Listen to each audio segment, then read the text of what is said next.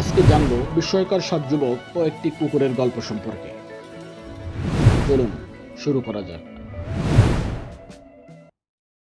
অন্ধকার গলি থেকে কয়েকটা ছায়ামূর্তি আস্তে আস্তে বের হচ্ছে।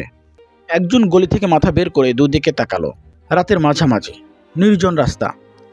প্রথম ব্যক্তি পিছনে ঘুরে সাথীদেরকে হাতের ইশারা করলো। গলি থেকে সবাই পরপর সারিবদ্ধ হয়ে বড় রাস্তায় বেরিয়ে এলো। 7টি ছায়ামূর্তি। হঠাৎ একটি কুকুরের ঘেউ ঘেউ আওয়াজ শোনা গেল। সবচেয়ে পিছনে থাকা লোকটি চমকে উঠল এবং পিছনে ঘুরে কুকুরটিকে ধমক দিল, চুপ, চেঁচামেচি করো না, চুপচাপ আমাদের সঙ্গে চলো। কুকুরটি চুপ হয়ে গেল এবং সবার পিছনে আস্তে আস্তে হাঁটতে লাগলো। বড় রাস্তা দিয়ে সবাই চুপচাপ উত্তরে পাহাড়ের দিকে চলল। প্রায় 1 ঘন্টা চলার পর তারা পাহাড়ের নিকট এসে পড়ল। পূবের আকাশ ফর্সা হয়ে আসছে। সারির প্রথম ব্যক্তি বলল, আর চিন্তা নেই, আমরা শহর ছেড়ে চলে এসেছি। দেখো সামনেই পাহাড়, সকাল হয়ে গেছে, তাই এ পাহাড়ে আমরা দিনে লুকিয়ে থাকব, আবার রাত হলে পাহাড়ের উত্তরে চলে যাব। দ্বিতীয় জন বলল, তাহলে তো এখন তাড়াতাড়ি একটা গুহা খুঁজে বের করতে হবে, যেখানে আমরা দিনের বেলা লুকিয়ে থাকব। প্রথম ব্যক্তি বলল, চিন্তা করো না, আমি এ পাহাড়ের একটি বড় গুহা চিনি, যেখানে আমরা সবাই আশ্রয় নিতে পারবো, এসো। প্রথম ব্যক্তি সবাইকে নিয়ে উঁচু নিচু পাহাড়ি রাস্তা পার হয়ে শেষে একটি গুহার কাছে পৌঁছলো। সে বলল, তোমরা দাঁড়াও, আমি গুহার ভিতরটা দেখে আসি। এই বলে সে গুহার ভিতরে ঢুকে পড়ল। গুহাটা বেশ বড় এবং খুব বেশি অন্ধকার, বাইরে থেকে কিছুই দেখা যায় না। এটাই ছিল লুকিয়ে থাকার উপযুক্ত স্থান। তাই সে সবাইকে গুহায় ঢুকে পড়তে বলল।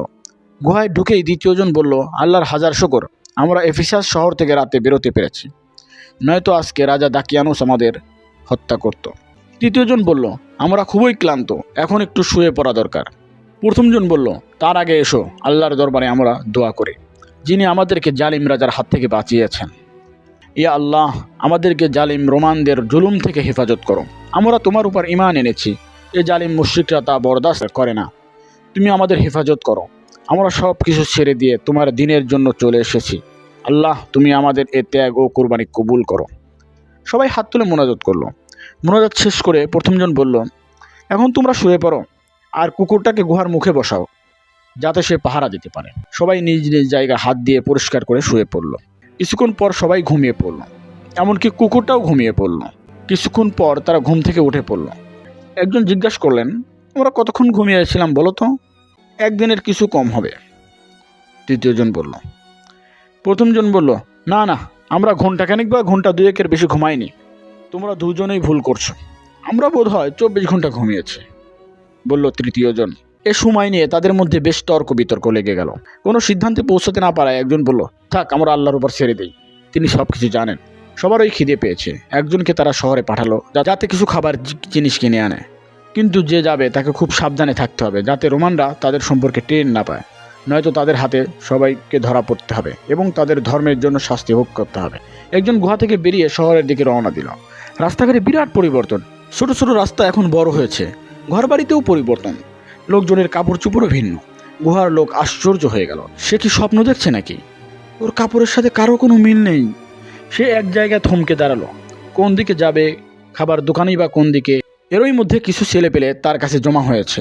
তার পুরনো স্টাইলের কাপড় ও হাবভাব দেখে সে ভীষণ ভয় পেয়ে গেল। শেষ পর্যন্ত সে রোমানদের কাছে ধরা পড়ে না যায়। একজন বয়স্ক লোককে দেখে সে জিজ্ঞাসা করলো, এই যে ভাই, খাবার দোকান কোন দিকে? উত্তর দিবার আগে পথিক থমকে দাঁড়ালো এবং এক অপরিচিত ভাষায় কথা বলতে আরম্ভ করলো। মুসাফির আশ্চর্য হলো, এ কি, ভাষাও দেখি ভিন্ন। লোকের ভিড় জমতে আরম্ভ করেছে। সে রীতিমতো ভয় পেয়ে গেল। সে চারদিকে তাকালো পালাবার কোনো পথ আছে কিনা, কিন্তু না, তার চারদিকে মানুষ বেষ্টনী করে ফেলেছে। অনেক লোক জমা হয়ে গেছে এবং নতুন ভাষায় কথা বলছে।